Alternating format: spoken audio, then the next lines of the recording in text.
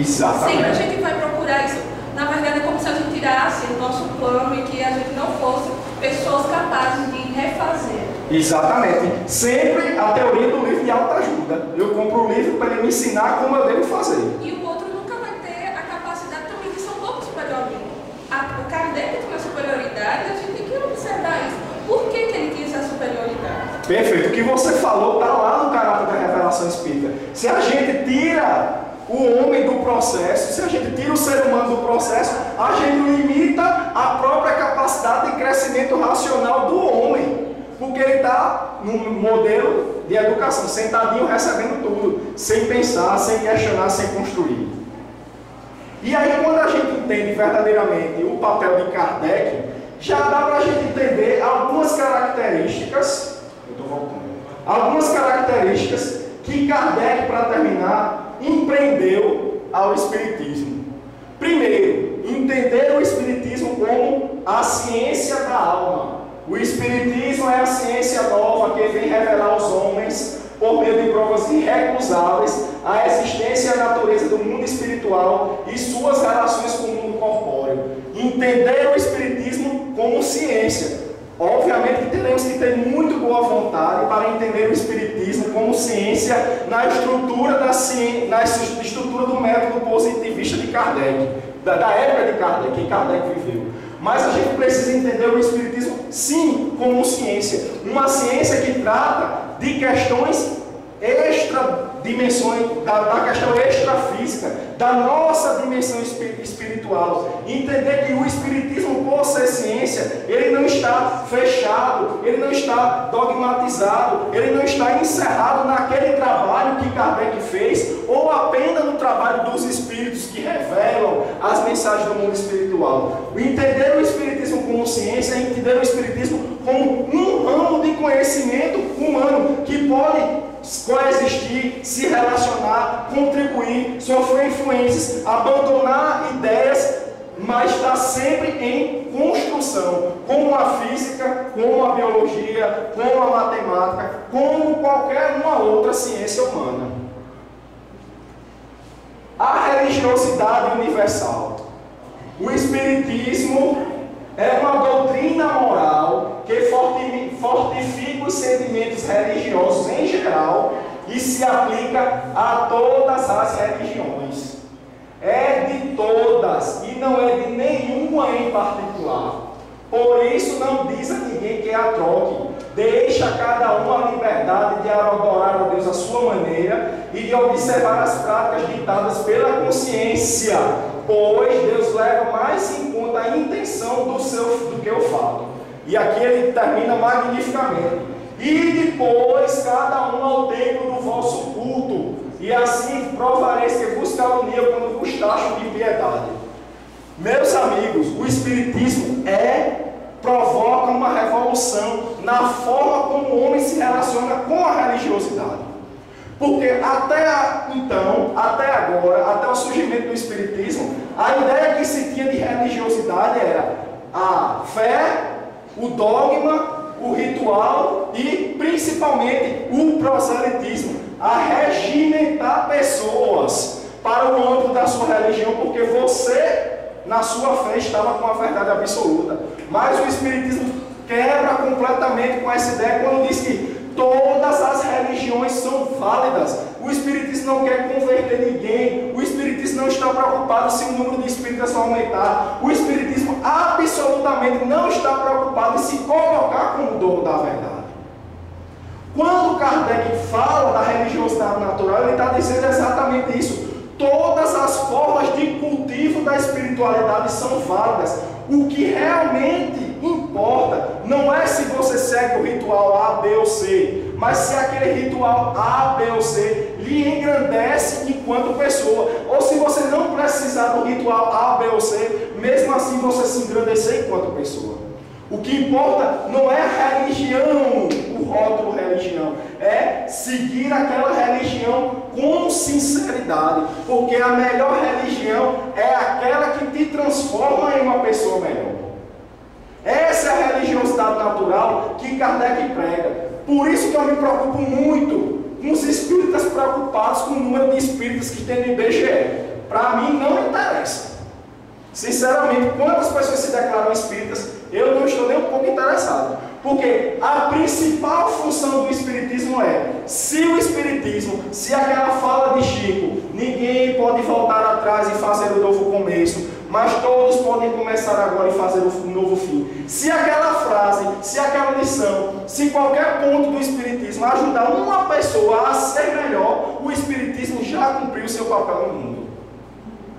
Quando Kardec diz que o espiritismo é de todas as religiões, ele coloca isso da maneira dizendo que o espiritismo provando não através da fé, não através do dogma, mas por provas científicas, provando que a alma é imortal, o espiritismo reforça a base de todas as religiões.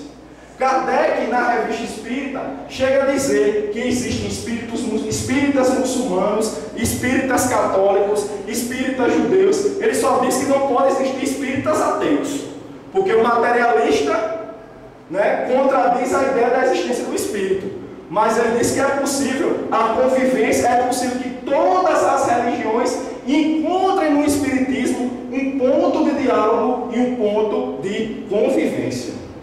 Eu sempre gosto desse exemplo, eu já dei aqui outra vez, mas como tem pessoas novas, eu vou usar de novo. Todo mundo aqui tem seu time de futebol, né? Eu trouxe pro Belo, Botafogo da Paraíba, seu Neves trouxe pro Grêmio,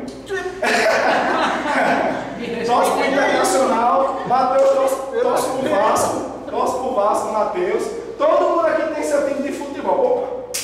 Mas quando a seleção brasileira joga, o que é que acontece? Todo mundo guarda a camisa do seu time e veste a camisa da seleção. Não é assim que funciona? O espiritismo seria a mesma coisa. Não no sentido de que o espiritismo é a seleção brasileira, no sentido de ser o melhor, mas no sentido de que quando o espiritismo entra em campo, todas as torcidas se congraçam no espiritismo. Esse é o objetivo do espiritismo: aglutinar todas as religiões, conversar com todas as religiões, dialogar com todas as religiões, ser um campo onde todas as religiões podem conviver pacificamente. Porque aqui, quando Kardec, quando os espíritos colocam que fora da caridade não há salvação, entre aspas, ele está exatamente abrindo a porta para essas amplas verdades ou micro-verdades que existem em todas as religiões. Porque o que importa não é seguir o dogma de uma determinada religião. O que importa é exatamente a vivência do amor, a vivência da ética, a construção da evolução e da espiritualidade. Significa dizer que no futuro será uma crença comum. Porque veja a natureza, ela fala de todos os tempos. Isso. Agora temos que pensar. Quando se diz que o espiritismo se tornará crença comum, significa que todos se tornarão espíritas? Não. Pronto, então, o espiritismo será crença comum? Não, eu não penso no rótulo espiritismo, eu penso na natureza. Pronto. São os conceitos, né? Júlio, tem um detalhe a respeito do que tu está falando, a respeito do espiritismo. Todas as religiões serem contempladas pelo espiritismo, mas também os que não têm religião nenhuma. Sim. Porque o rótulo religioso é a institucionalização humana. Sim. Agora, quem não tiver nenhum desses rótulos, ele pode estar inserido no espiritismo. Não precisa ter rótulo. Exato. Quando eu digo diversas religiões, obviamente diversas formas de culto da religiosidade, da espiritualidade. Eu só não vejo como um materialista ser espírita.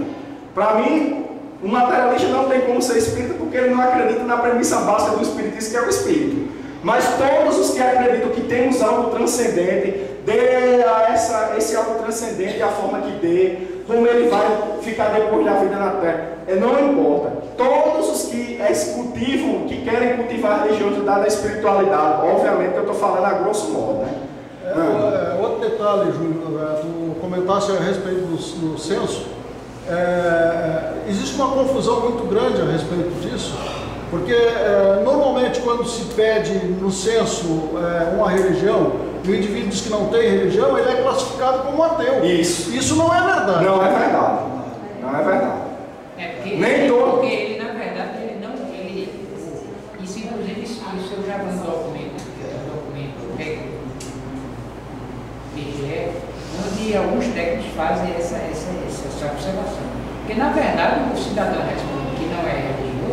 mas também não responde que é ateu. Claro. E eles não têm lá como classificar o cidadão. E outro detalhe, nem todo ateu é materialista. O indivíduo pode não crer em Deus ser espiritualista. Sim. Porque o conceito de Deus é uma coisa muito abstrata, muito além da nossa capacidade de definição para a gente dizer se é ateu ou se não é ateu. Sim. Né? Então, assim, os budistas seriam ateus. Seria materialista. Uma influência que teve Kardec, o Rustem teve com ele. Existe uma relação entre Kardec e Rustem. Rustem trouxe os 4 evangelhos. Certo. Então, qual é a influência assim? Porque eles conviviam juntos. Não, conviviam juntos. Não, conviviam juntos de serem contemporâneos, de terem vivido na mesma época. Mas a relação que Kardec e Rustem têm, pessoal e filosófica e intelectual, é zero. No momento que foi lançado os 4 evangelhos, né, quando Kardec, na Revista Espírita, foi fazer a crítica aos 4 evangelhos de Rustem, ele se posicionou como ele sempre se posicionou. Ele disse, a grosso modo, não vejo aqui nada que contradiga o livro dos médiuns ou o livro dos espíritos. Esse foi o primeiro momento. Quando Kardec, na Gênese, aí sim vai discorrer sobre a natureza do corpo de Jesus e vai desdobrar as consequências, né, o porquê das reencarnações, Kardec se dissocia completamente do pensamento de Rustem. Esse é o ponto. O segundo ponto é a forma como Kardec enxerga a religiosidade, a espiritualidade, a forma como Kardec enxerga o papel de Jesus é diametralmente oposta à forma como como Rustem enxerga a religiosidade e o papel de Jesus, né? E por isso que na França Rustem é desconhecido. Rustem só se tornou conhecido porque trouxeram ele para o Brasil. E a FEB adotou Rustem. Exato. Exatamente. Exatamente. Quando a FEB traz, quando depois daquela briga entre científicos e místicos, os místicos ganham, é aí que Rustem se sobressai de Kardec, infelizmente, no movimento espírita. Mas a influência que Kardec recebe de Rustem é apenas no sentido de analisar os 4 evangelhos como outro livro ou qualquer outra informação que chegava para ele analisar. E que ele, na Gênese, destrói por terra todas aquelas teorias que Rustem vai desenvolver nos 4 evangelhos. E por fim, uma filosofia aberta. Entender o Espiritismo como uma filosofia aberta. Participa da segunda, eu tirei daquele capítulo que eu disse para vocês, o caráter da revelação espírita. Aí aqui antes disso ele fala que o Espiritismo é humano e divino. Participa da divina, da revelação divina, porque muitos dos seus ensinos são dados pelos Espíritos, etc, etc. Participa da segunda, a revelação humana, por não ser esse ensino, o ensino dos Espíritos, privilégio de indivíduo algum, mas ministrados a todos do mesmo modo, por não serem os que transmitem, olhem, não serem os que transmitem. Então a gente vai começar a tirar também essa ideia de que médium é um ser totalmente passivo.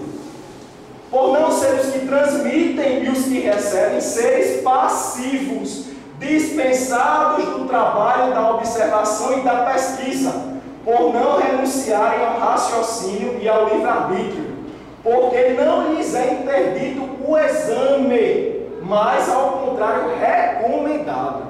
Enfim, porque a doutrina não foi ditada completa, nem imposta a crença cega, porque é deduzida pelo trabalho do homem, da observação dos fatos que os Espíritos lhe põem sob os olhos e das instruções que lhe dão, instruções que ele estuda, comenta, compara, a fim de tirar ele próprio as lições e aplicações. Numa palavra, o que caracteriza a revelação espírita é ser divina a sua origem da iniciativa dos Espíritos, sendo a sua elaboração fruto do trabalho do homem. Nós não somos máquinas, nós não somos máquinas de crer. Para o Espiritismo, nós espíritas que somos seres ativos e partícipes diretos na construção da doutrina espírita. Eu respeito muito o Chico, né, por tudo que Chico representa para o espiritismo e por todo o trabalho de caridade que Chico fez, isso é inquestionável. Mas quando ele disse que o telefone só toca de lá para cá, ele errou. Ele errou porque o livro 2, o livro dos médios, é guia dos médios e dos evocadores. Porque nosso trabalho de elaboração do espiritismo é tão importante quanto o trabalho dos espíritos. Os espíritos nos ensinam, os espíritos nos transmitem as suas impressões, mas cabe a nós raciocinar e deduzir, comparar se aquilo está de acordo com a razão, comparar se aquilo está de acordo com a ciência. Se a gente faz isso, nós estamos adotando o método de Kardec. Agora eu vou usar o método acerpiano e fazer uma provocação para ti. Não há uma contradição de Kardec aí, quando ele se refere a uma determinada parte, eu acho até, se não ser nessa parte inicial da Gênesis, quando ele fala na ortodoxia espírita, não há uma contradição dele falar em ortodoxia quando ele diz aí que a doutrina não foi ditada completa. Mas eu penso que Kardec, quando fala em ortodoxia, ele não está restringindo, na minha visão, restringindo o papel do espírita, do ser humano, na construção do espiritismo, na liberdade de pensar o espiritismo. Eu acho que ele estava se referindo muito mais àquilo que ele se propôs, era o papel direto dele, enquanto trabalhador, e mesmo que ele negasse, chefe do espiritismo naquele momento, ele era a referência do espiritismo, era o papel dele unir todas as correntes, porque a gente também tem essa falsa impressão. A gente acha que surgiu Kardec e todo mundo seguiu Kardec. Mas na época do surgimento do espiritismo, a forma de entender os fenômenos espíritas eram muito heterogêneas. Quem tiver a curiosidade de ler o livro de Arthur Conan Doyle, vai saber o que eu estou dizendo. Porque entre os países de cultura anglo-saxã, Inglaterra e Estados Unidos, né, os fenômenos espirituais, os fenômenos dos espíritos, foram interpretados com viés científicos, fenomenológico, mas não se preocuparam muito em deduzir questões éticas, morais e filosóficas. E o principal ponto de divergência era: os espíritas anglo-saxões não aceitavam a reencarnação.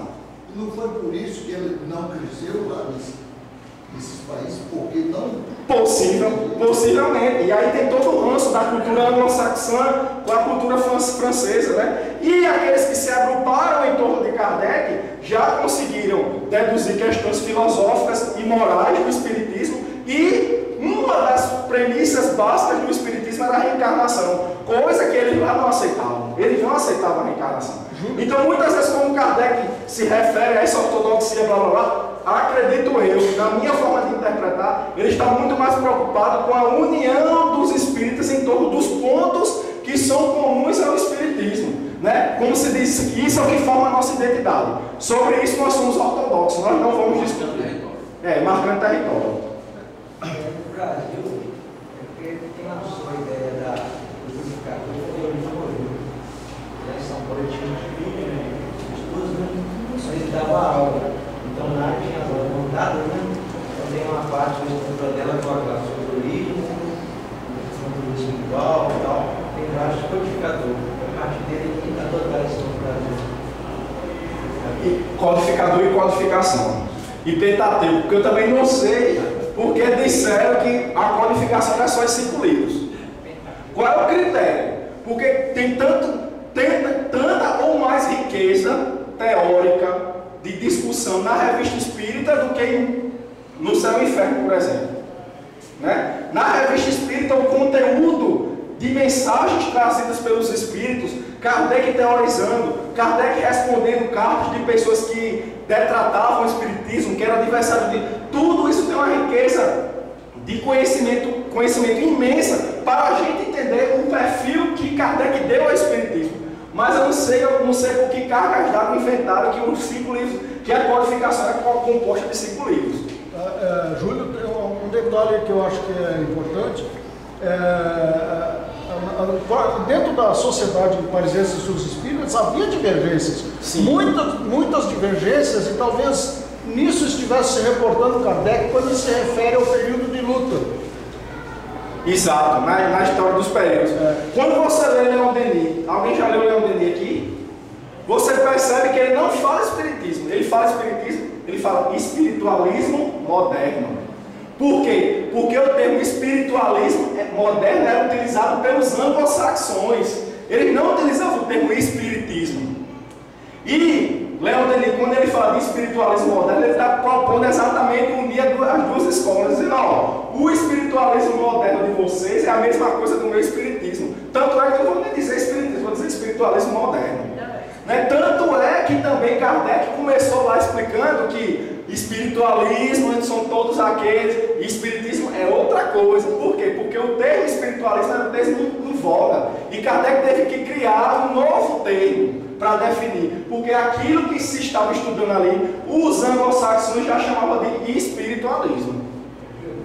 Só voltando aqui a essa questão que o Léo colocou aí, a respeito do texto da conversa, porque a história foi assim, Kardec foi evoluindo o pensamento ao longo dos anos, né? Quando ele estudou sobre obsessão, lá atrás não tinha, aceitava a possessão.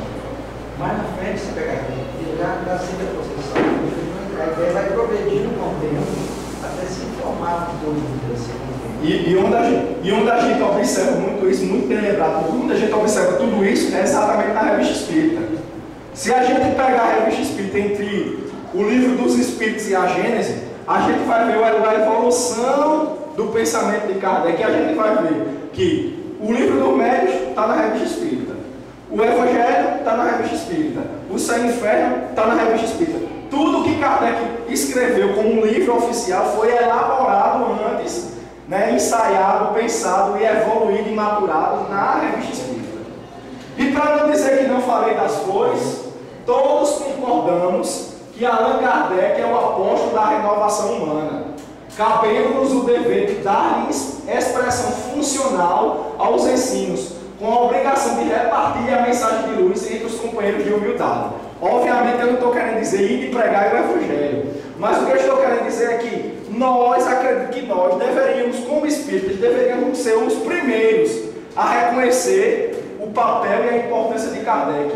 Reconhecer em Kardec, inclusive, um homem caridoso, porque abriu mão da sua vida pessoal em prol do espiritismo. Kardec, para os padrões da época, já era uma pessoa idosa, velha, né? Porque a expectativa de vida não era tão grande quando ele codificou o espiritismo.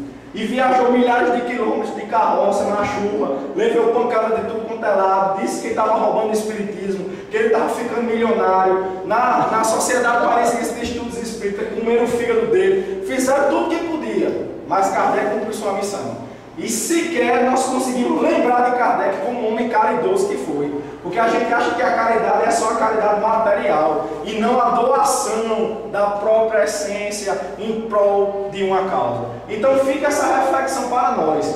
Refletirmos na importância e no papel de Kardec, reposicionar Kardec no lugar que ele verdadeiramente merece estar, porque quando a gente faz isso, a gente vai conseguir, na minha percepção, entender qual é o verdadeiro papel e qual é a verdadeira mensagem do Espiritismo. Muito obrigado. Você mexeu no assunto aí, né? E eu de cara no preconceito. Você soltou no princípio que Kardec, as ideias da África, era preconceituosa. Sim.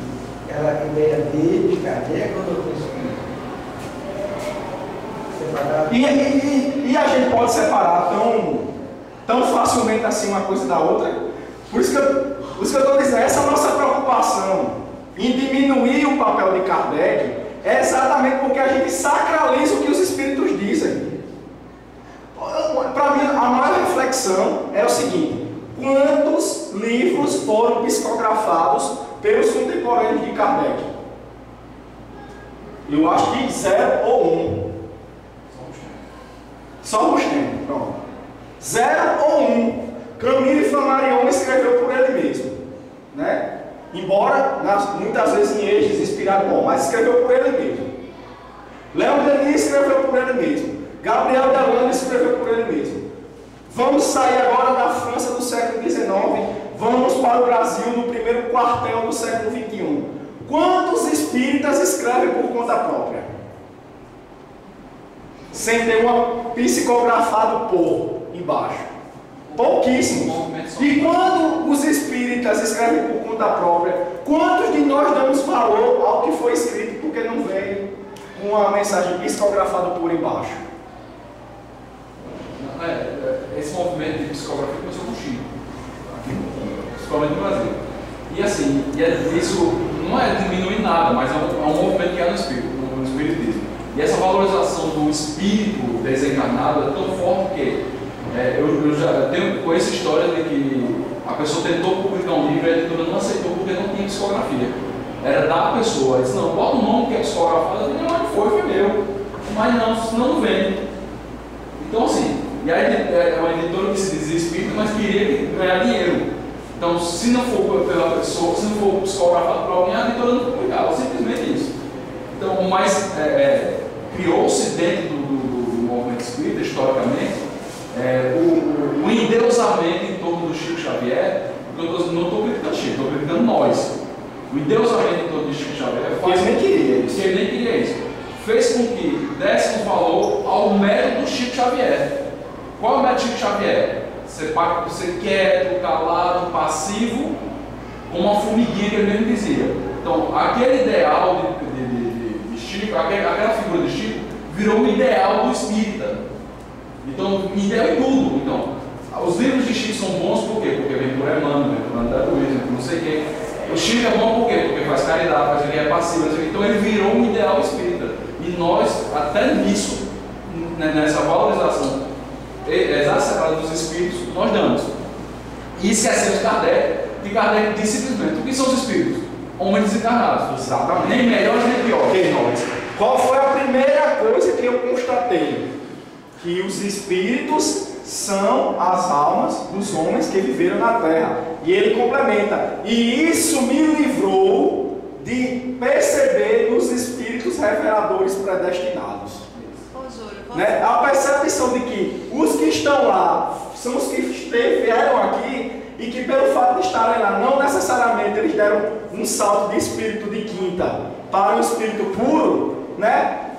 Essa percepção faz com que a gente entenda também que o valor do ensino de Emmanuel é, para mim, o valor de um ensino pessoal, que deve ser crivado da minha razão, do meu pensamento, do meu raciocínio, tanto quanto o ensino de qualquer outra pessoa. Obviamente que um espírito, ou uma pessoa que exemplifica, que fala, que trabalha, a gente tem um olho mais acurado, porque a gente tem o manto do respeito. Mas o manto do respeito não pode se tornar o que a gente em direito chama temor reverencial. Acha que questionar Emmanuel, Joana de Ângeles, quem quer que seja, é um pecado mortal contra o espiritismo.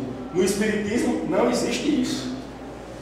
Você, como educador da doutrina espírita, já foi perguntado como é que você concilia Allan Kardec com aquelas ideias da hegemonia, por exemplo, dos povos europeus e a ideia da reencarnação? Porque, não está entendendo, por exemplo, a gente diz que através se todo mundo entendesse o processo reencarnatório, ninguém teria preconceito, porque a gente sabe que já teve diversas experiências, diversas culturas e classes. Então, como é que o fundador, vamos dizer assim, né, tinha essa ideia, né, de uma hegemonia de uma raça, quando ele estava propagando essa ideia da reencarnação? Como é esse conflito? Como é que você concilia? A gente tem que entender e perceber Kardec no seu contexto, certo? Porque assim, a gente também tem uma mania de enxergar o passado com os olhos do presente. Assim é fácil demais. Mas é isso que eu estou dizendo. Então, teve essa modificação. Exato. Kardec, ele como um homem europeu do século XIX, ele acreditava que a civilização europeia era o ápice da civilização. Então, na cabeça de Kardec, ele diz isso no livro dos Espíritos. Os Espíritos começam reencarnando entre os índios para reencarnar no europeu, porque para ele os índios eram os incivilizados e os europeus os civilizados. Mas enxergando com os olhos do século XXI, a gente vê que não é assim. Por quê? Nos índios e nos europeus há qualidades e defeitos. Porque todos estão no mundo, no chamado planeta Terra. E vivenciar a experiência de um índio e a experiência de um europeu quer dizer vivenciar experiências diferentes, experiências reencarnatórias diferentes, nos expor a ensinos espirituais diferentes, nem melhores nem piores em si mesmo, dependendo apenas da forma como cada espírito vai vivenciar essa experiência. Como você disse, olhar com a visão de hoje é fácil. Kardec, com a visão de hoje, Kardec era muito racista. A visão dele é muito racista. Mas para o século XIX, ele tinha um passo a mais para a visão do século XIX. Como ele dizia que os negros eram inferiores aos africanos, mas que os negros africanos vão ser anjos, ou vão conquistar a condição de espíritos puros. Então, para o restante dos europeus, dizia o quê? Aquela era uma raça condenada. Que não tinha alma. Que não tinha alma, em alguns casos que não tinha alma. Kardec não dizia isso. Kardec dizia que eles eram seres ainda no início das encarnações da vida, e que eles iriam, como todo europeu, conseguir ser espírito puro. Então, para a época, era mais avançado do que o contexto da época. Exatamente. Para hoje, continua sendo assim. Isso. Era uma vanguarda para a época. Para hoje, a gente sabe que é. Basta pensar na mentalidade do brasileiro daquela época. Isso. Sim. Muito bem. Não, o brasileiro até depois de Kardec. Até hoje. Não, até hoje, eu gosto de dar nome ao coisa. O pastor Marco Feliciano disse, tá lá, ele disse que o negro é condenado na Bíblia eternamente. Ele está dizendo, então, um cara que está hoje, está lá no poder, como deputado, ele disse, está na Bíblia, o negro é condenado para o resto de sua existência. Vai mais além, sim. Gay, ser gay, o cara tem a opção de não ser, uma escolha para ele. Isso. E nascer negro é uma questão de razão. E onde é que fica a justiça? Exato. Exato. Então, quando a gente entende tudo isso, trazendo a lição novamente, vamos pensar com mais carinho nesse senhor chamado Allan Kardec, né? Se nós estamos aqui por causa dele, vamos pensar nele com mais carinho e vamos trazer ele para o centro da discussão. Porque quando a gente traz Kardec para o centro da discussão, a gente, na minha concepção, verdadeiramente entende qual é a proposta do Espiritismo. Não ser mais uma religião, embora todas as religiões sejam importantes, mas ser algo que proporciona uma reflexão diferente da que foi feita até hoje. Só uma pergunta aí, você acha que existe kardecismo no Brasil? Não. Não acho que existe kardecismo no Brasil. Muito pontualmente vai existir o que esse kardecismo no sentido de seguir Kardec, ter a orientação de Kardec, estudar Kardec, muito pontualmente existe kardecismo no Brasil, infelizmente.